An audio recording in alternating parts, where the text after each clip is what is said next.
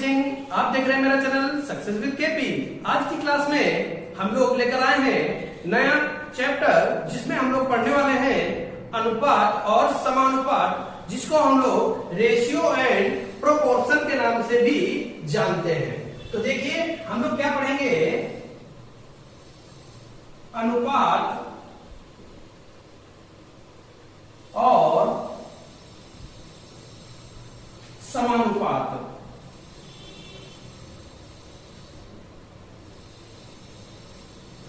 जिसको हम लोग रेशियो एंड प्रोपोर्शन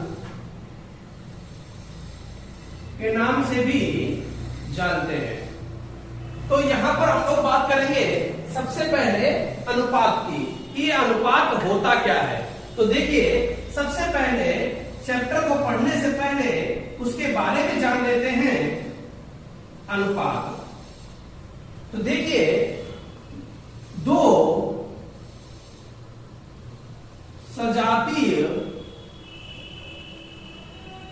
पदों के बीच की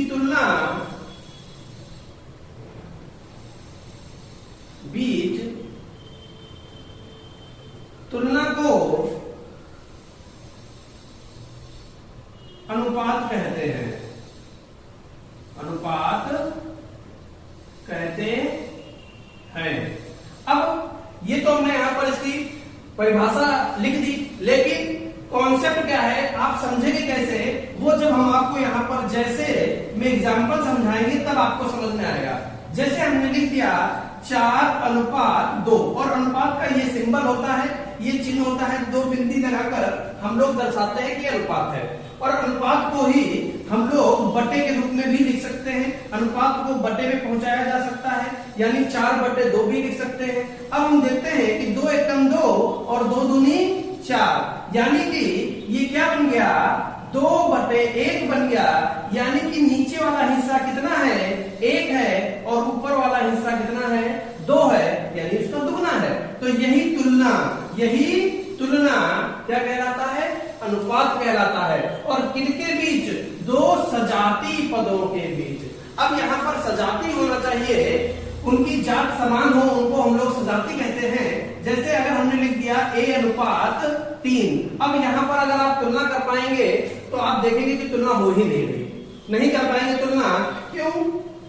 क्योंकि यहाँ पर हमारे पास एक पद A है और दूसरा 3 है, और ये दोनों विजाती पद हैं, इसलिए इनका हम लोग अनुपात नहीं बता पाएंगे, इनके बीच में तुलना नहीं कर पाएंगे, इसलिए इनका कोई भी अनुपात हमारा नहीं होता है। तुलना हमेशा दो सजाती पदों के बीच करते हैं, जैसे 5x:7x, ये सजाती पद है, इनके बीच में हम तुलना कर सकते हैं।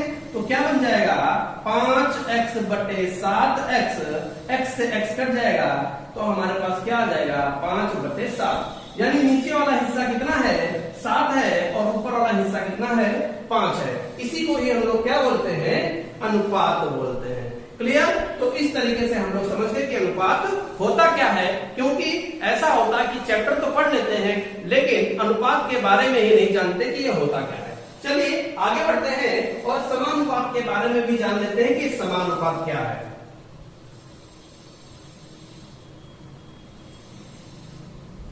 देखिए समानुपात,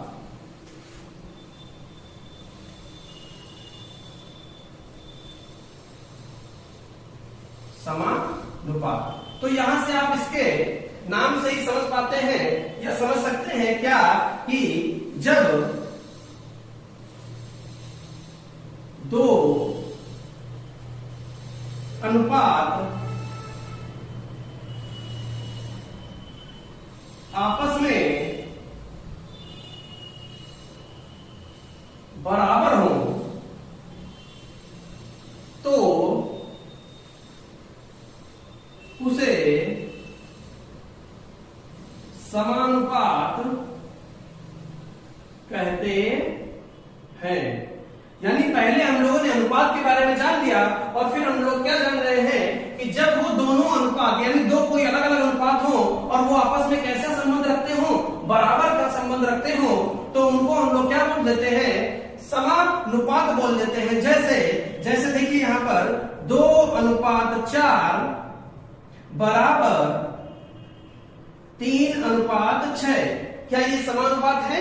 हाँ बिल्कुल है। क्यों? देखिए जब आप सरल करेंगे तब आपको यहाँ पर ज्ञात होगा 2 एकम 2, 2 दूनी 4 बराबर 3 एकम 3 और 3 दूनी 6।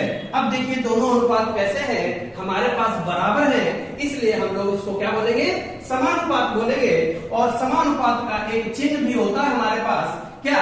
जब हम बराबर का निशान लगाते हैं तो केवल हम बिंदुओं को लेते हैं, रेखा को हटा देते हैं। तो जब बिंदुओं को लेते हैं और रेखा को हटा देते हैं तो हमारे पास कुछ ऐसा चिन्ह प्राप्त होता है इस तरीके के, यानी कि 1 2 3 4 कुछ इस तरीके का हमारा चिन्ह होता है समानुपात का।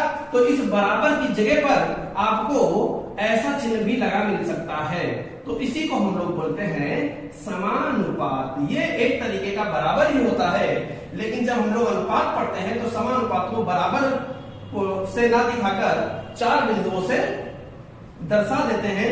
ये समानुपात का चिन्ह होता है, समानुपात। क्लियर?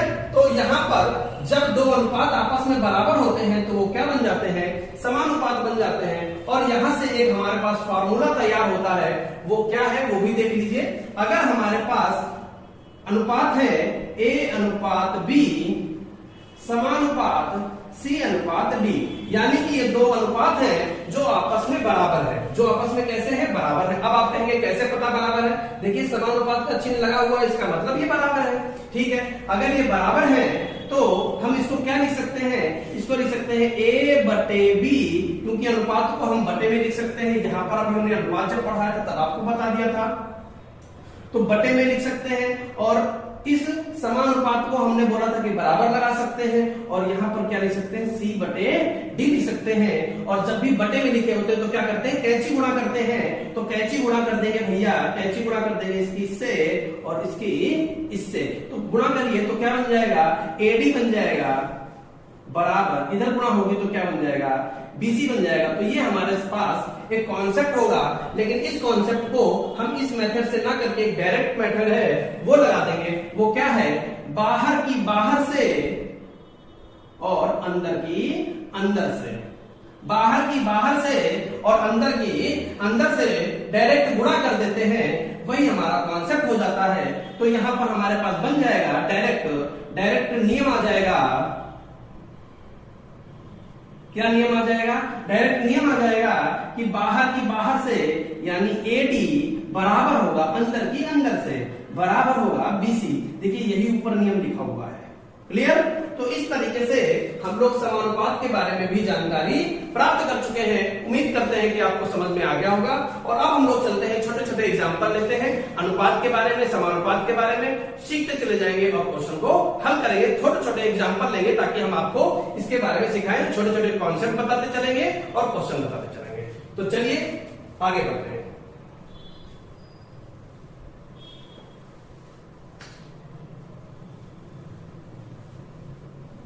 सबसे पहले हम एक छोटा सा एग्जांपल लेते हैं। जैसे हमसे कह दिया जाए, बहुत छोटा सा एग्जांपल आपको सीखने के लिए, पहला एग्जांपल आपके सीखने के लिए कि 5:10 का सरल रूप लिखिए। तो देखिए ऐसे क्वेश्चन हमारे एग्जाम में नहीं पूछे जाते हैं, लेकिन फिर आप कहेंगे जब पूछे नहीं जाते तो बता क्यों रहे हैं? क्योंकि जब भी हम किसी छत पर चढ़ते हैं तो जीने का सहारा लेते हैं और पहली प्रक्रिया हम लोग चढ़ते हैं, पहले स्टेप पर पैर रखते हैं, तभी हम लोग छत पर चढ़ पाते हैं। इसलिए इसको हम लोग सरल करना जरूर सीखेंगे। तो 5 एकम 5, 5 दूनी 10, ये सरल हो गया। सरल हो गया तो हम सीधे सीधे क्या लिख देंगे, हमारा आंसर आ गया 1:2। देखिए बिल्कुल इजी था, छोटे क्लास के बच्चों के लिए क्वेश्चन था, लेकिन ये आपको मालूम होना चाहिए। चलिए आगे बढ़ जाते हैं और हम यहां पर छोटा सा क्वेश्चन और लिखते हैं। A:B बराबर 2:3 और B:C बराबर 3:4। तो ज्ञात करो, तो ज्ञात करो, क्या ज्ञात करना है? नंबर 1 ज्ञात करना है। नंबर 1 कि A:B:C तथा दूसरा पार्ट हमको ज्ञात करना है A:C। क्लियर? ये दो क्वेश्चन हमारे सामने हैं कि हमको दिया गया है अलग अलग A:B और B:C, और हमको क्या कह रहा है? ABC में अनुपात बताइए और AC में अनुपात बताइए। तो सबसे पहले हम यहाँ क्या करेंगे? A:B को लिख लेंगे कितना? 2:3 और B:C को यहां लिख लेंगे B:C बराबर 3:4। अब यहां पर देखिए ये B और ये B सेम है, इनको जब ज्वाइन करेंगे तो ये सेम होने चाहिए। यहां पर देखिए सेम है और यहां पर भी वैल्यू सेम होनी चाहिए, जैसा कि हमारे पास है कि ये 3 भी हमको क्या मिल गए? सेम मिल गए। और जब सेम मिल जाएंगे तो सीधे सीधे हम क्या लिखेंगे? A:B, और ये तो B हम लिख चुके हैं, तो इसके बाद इस पर आ जाएंगे अनुपात C, और बिल्कुल यही प्रोसेस उधर भी अपनाएंगे। क्या बन जाएगा? 2:3 ये लिख चुके हैं, ये लिख चुके हैं, तो ये सेम है इसलिए इसको नहीं लिखेंगे। यहां पर क्या है? 4। तो A:B:C में जो हमारा अनुपात आ गया वो हमारा आंसर हो गया फर्स्ट पार्ट का आंसर। क्लियर? तो फर्स्ट पार्ट में ABC में अनुपात पूछ रहा था, तो वो यहां पर कितना आ चुका है? 2:3:4। और सेकंड पार्ट में हमसे क्या कह रहा है कि A:C बताइए। तो अब यहां पर देखिए A की वैल्यू कितनी मान सकते हैं? देखिए A की वैल्यू 2 होती नहीं है, सिर्फ हम मान सकते हैं। तो A की वैल्यू हमने 2 मान ली और C की वैल्यू हमने कितनी मान ली? 4 मान ली। तो 2:4 हो गया, जिसको हम सरल कर सकते हैं। तो 2:1=2, 2×2=4, तो 1:2 आ गया। ये हमारा आंसर आ गया सेकंड पार्ट का। क्लियर? तो इस तरीके से हम लोगों ने 2 छोटे छोटे एग्जाम्पल यहां पर पढ़ लिए हैं, और आगे चलते हैं और भी एग्जाम्पल हम लोग यहां पर पढ़ते हैं। चलिए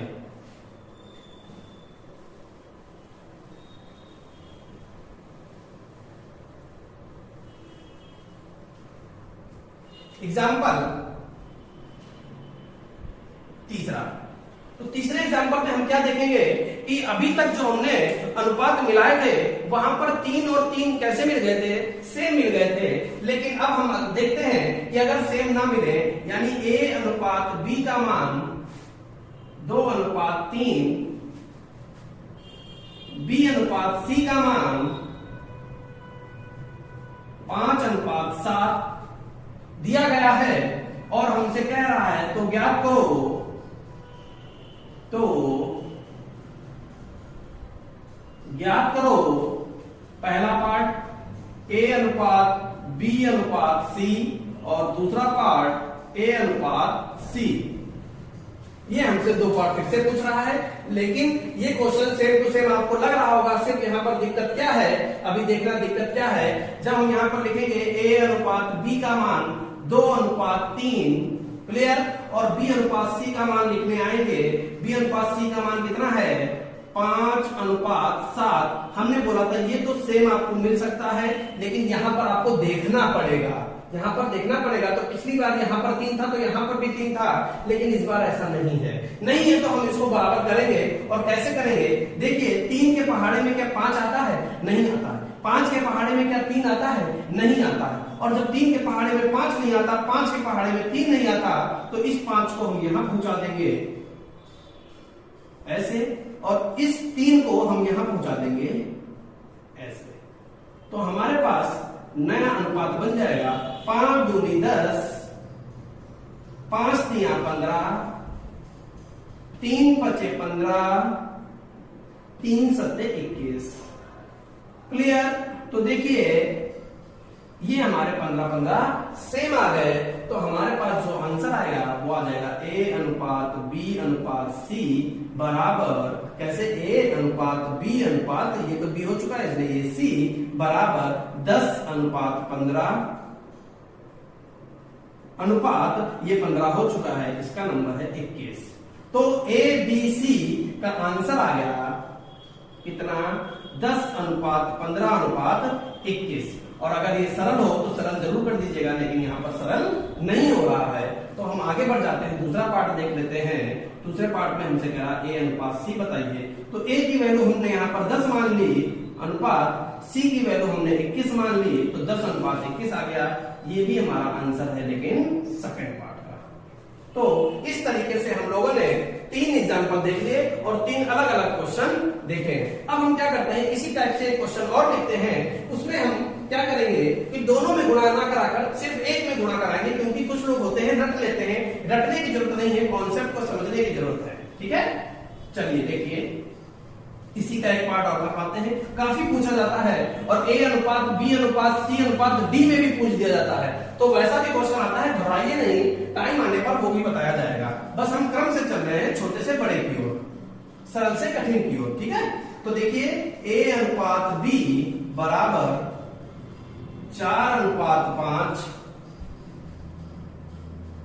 और B/C बराबर 10:12। तो ज्ञात करो। क्या ज्ञात करना है? A/B/C बराबर क्वेश्चन मार्क, पहला पार्ट। दूसरा पार्ट A/C, वैसे ही पूछता है। C/A कर सकता है, आगे पीछे कर सकता है। यहां पर ये आगे पीछे कर सकता है, जैसे और भी यहां पर हम बता देते हैं कौन कौन से पूछ सकता है। वो ये कह सकता है कि B/A/C बताइए। ठीक है, या वो ये कह सकता है C/A बताइए। कुछ ऐसे आगे पीछे कर सकता है, तो उसका भी आपको ध्यान रखना, कैसे भी हम बता देंगे आपको, कोई दिक्कत वाली बात नहीं। सबसे पहले तो हम यहां लिख देते A/B का मान 4:5 है, B/C का मान 10:12 है। अब देखिए ये B तो B से सेम हो गए, लेकिन यहां पर 5 और 10 सेम नहीं है। तो हमने क्या देखा कि यहां पर अगर हम 2 से गुणा करा दें तो ये 10 बन जाएगा। अब ये मत सोचिएगा कि हमने कहा था 10 की गुणा यहां, 5 की गुणा यहां, तब वो हम करते हैं। देखिए यहां पर क्यों नहीं कर रहे हैं और वहां पर क्यों किया था, इन दोनों में अंतर समझ लीजिए। जब इस पहाड़े में ये संख्या ना प्राप्त हो और इस पहाड़े में ये संख्या ना प्राप्त हो, तब हम ऐसा करते हैं, इसकी उससे गुणा, उसकी इससे गुणा। लेकिन जब हम देखते हैं कि 5 के पहाड़े में 10 आ जाता है, तो सीधे हमने 10 से गुणा कर दिया, इधर कुछ करने की जरूरत ही नहीं है। तो सीधे सीधे हमारे पास क्या बन गया, 4 दूनी 8 अनुपात 5 दूनी 10 और ये 10:12 हमारा ऐसे रहा। अब हमने इसको एक में मिला दिया, तो A/B/C बराबर क्या बन गया, 8:10:12। जो सरल हो रहा है, तो 2 चक्कू 8, 2 पंचे 10, 2 छंग 12, तो कितना आ गया, 4:5:6। समझ गए? ये हमारा आंसर आ गया फर्स्ट। सेकंड आंसर में क्या पूछ रहा है हमसे, A/C पूछ रहा है। तो A/C, A की वैल्यू कितनी 4, C की वैल्यू कितनी 6। तो 4 ये कट रहा है, तो 2 दूनी 4, 2 तिया 6, तो हमारे पास कितना आ गया, 2:3 आ गया। ये आ गया आंसर नंबर सेकंड। और फिर हमसे क्या पूछ रहा है, B/A/C। तो देखिए B की वैल्यू कितनी आ गई, B की वैल्यू 5, तो हमने 5 पहले लिख लिया। बस आगे पीछे करना है। A का मान 4 है, माना है हमने अपने पास से, और C का मान 6 है। अब ये नहीं बोलिए, क्योंकि 6 हम बोल देते हैं, लेकिन एक्चुअल में C का मान 6 नहीं है, 6 का गुणांक है। कैसे, वो भी हम आपको समझा देंगे। C का मान हम यहाँ पर लगभग क्या मान लेते हैं, 6 मान लेते हैं। तो ये हमारा B/A/C हो गया, और C/A चौथा। ये आंसर नंबर 3 आ गया हमारे पास। चौथा आंसर ले रहे हैं C/A। तो C की वैल्यू हमारे पास कितनी है, C की वैल्यू हमारे पास है 3 और 2। C का मान है 3 और A का मान है 2, तो 3:2। ये आ गया आंसर नंबर 4। क्लियर? अब जैसे देखिए अभी हम यहाँ पर आपको बता रहे थे, वही चीज यहाँ पर समझाते हैं अलग से।